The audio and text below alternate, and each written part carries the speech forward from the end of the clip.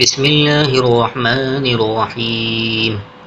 ورسولا إلى بني إسرائيل أني قد جئتكم بآية من ربكم أني أخلق لكم من الطين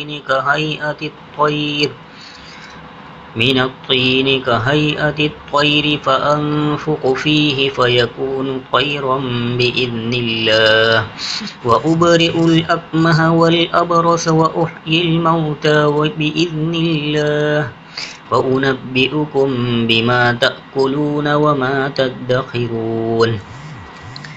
في بيوتكم إن في ذلك لآية لكم إن كنتم مؤمنين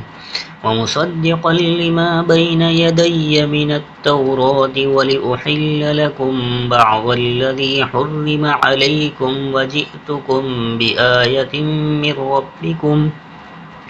فاتقوا الله وأطيعون إن الله ربي وربكم فاعبدوه هذا صراط مستقيم صدق الله العظيم